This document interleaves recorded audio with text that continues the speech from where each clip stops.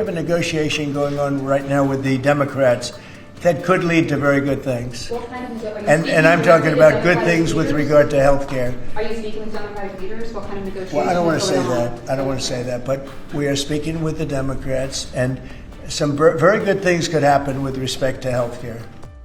America's government shutdown continues and political tempers are flaring in Washington. President Donald Trump has launched a scathing attack on Democrats, blaming them for closing down the government, even as he calls this one of the most successful economies in U.S. history. In a late-night post on Truth Social, Trump wrote, "Democrats have shut down the United States government right in the midst of a record economy and stock market. This should not have happened." He said the shutdown has affected key programs and public services that millions of Americans rely on and urged Democrats to reopen the government tonight. The shutdown began after Senate Democrats once again blocked a Republican bill to fund the government until November 21st. With the deadlock continuing, the shutdown is now expected to stretch well into next week. At the heart of the standoff lies a deep political divide over health care. Democrats, led by Senate Minority Leader Chuck Schumer, insist that they won't approve any funding unless Congress agrees to extend Obamacare subsidies, which they say protect millions of Americans from skyrocketing insurance costs. Schumer also questioned Trump's commitment to any deal, saying, "We need the president involved." House Republicans don't want to extend Obamacare, and Trump's position remains unclear.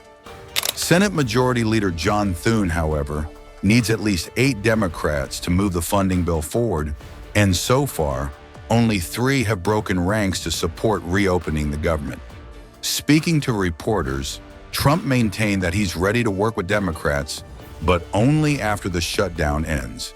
He said he's willing to strike a broader deal, especially on health care reform. Trump added, "I want to see great health care. I'm a Republican, but I want to see health care much more so than the Democrats." If the vote today fails in the Senate, will that trigger layoffs? It could. At some point it will. And, the Democrats are the ones that started this. And if you think about it, it's about health care to a large extent. It's about we want great health care for people. We don't want to give the money away to other people that come pouring into our country. And they've already poured it because nobody's coming into our country. Now we have the border totally stopped. In fact, numbers we just announced again, we're at another 0. So we have 0 for 4 months in a row. 0 people coming into our country illegally. That's a pretty good number. I'm not sure even I can believe that, Doug, if you want to know the truth. 0. We went from millions of people to 0, but it's pretty close to that number. And the way you stop them is not to give away, not to announce that you're giving everybody free health care, free this and that. But what that does, it affects the American people because the American people are unable to get good health care. Obamacare has been a wreck, as you know, and to do that, we have to keep it propped up and do the best you can with it. It's a mess.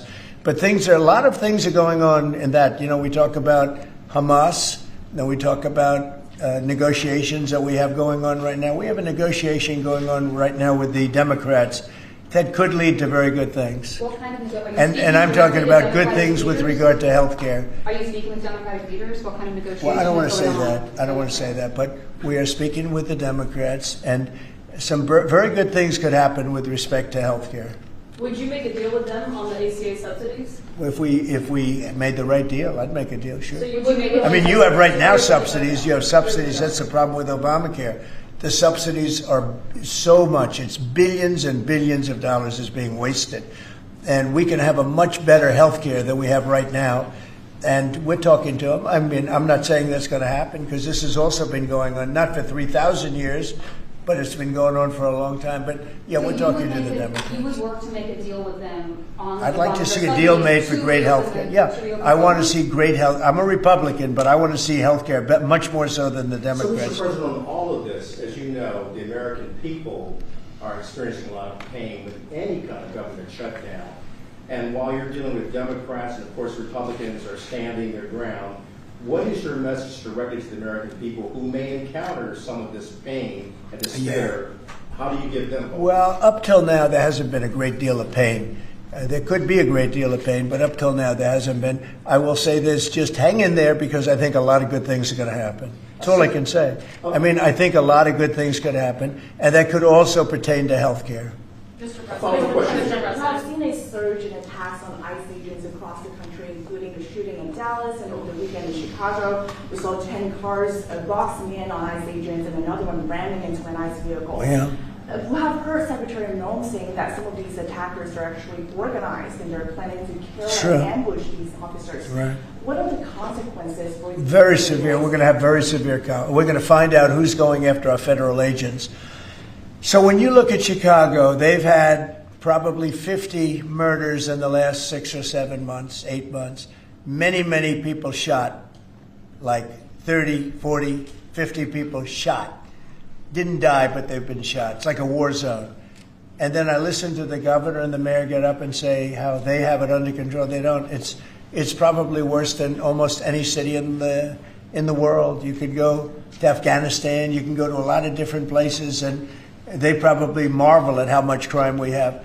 Then you go to Memphis, where we are right now. Now, it's you had it just like in Washington D.C. right now. You people know better than I do, because you have to live right inside. And so many of the press have come to me. They've said, I can't believe it. It's changed so much.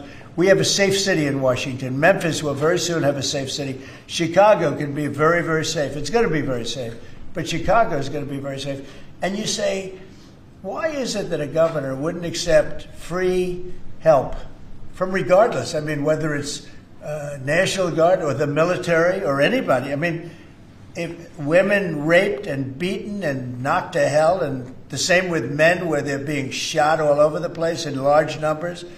I mean, we had a week in Chicago where 11 people were murdered and 38 people were shot.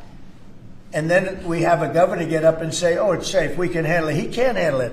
He's an incompetent guy. That's why they threw him out of the family business. They threw him out. I knew the family business very well, and they threw him out. And now he's a governor. And he should say, we'd love to have a safer place. Chicago's a great city potentially. You know, I told you, the head of the Union Pacific Railroad said, sir, save Chicago. It's a great city. It's going to be lost if you don't do it.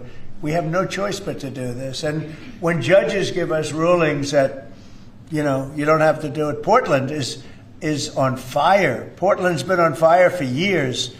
And not so much saving it. We have to save something else, because I think that's all insurrection. I really think that's really criminal insurrection. So I appreciate the question. These are unsafe places. We're going to make them safe. So you see what's going on in Memphis. Not pretty, but you know what? We're doing a pretty job, because it's going to be a very safe place in a little while. And the people of Memphis are so happy that we're there. And the people of Chicago. So you have black women with MAGA hats on in Chicago, all over the place. They want the guard to come in, or they don't care who comes in. They just want to be safe. And they really don't care. You know, there was one woman, and she was great today. She said, you know what? I don't care if it's the National Guard, the Army, the Marines, the Air Force. I don't care who comes in, as long as we're safe.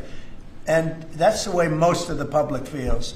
We're going to make Chicago really great again. And we're going to stop this crime. Then we're going to go to another one, and we're going to go city by city. We're going to have safe cities. And it was so great that we started with our nation's capital, one of the worst. I mean, so many people, every week somebody was killed. They'd come from Iowa, they'd come from Indiana. They want to see the Jefferson Memorial, the Lincoln Memorial. They want to see something, and they'd get shot. And you'd call their parents, I'm sorry, but your son is dead. And they go, what do you mean he's dead? Came to Washington, D.C. Not anymore. That's not happening anymore. We have a safe place. We have a safe capital. It's as safe as we have probably almost just about in the country.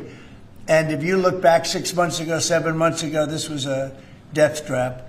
You look back during the Biden, I mean, what they did, how badly they managed things.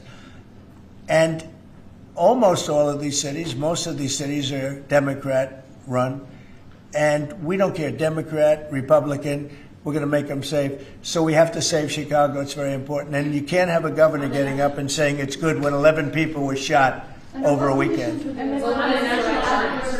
What? The Insurrection Act, under what conditions or terms would you? Well, I'd do it if it was necessary. So far it hasn't been necessary, but we have an Insurrection Act for a reason.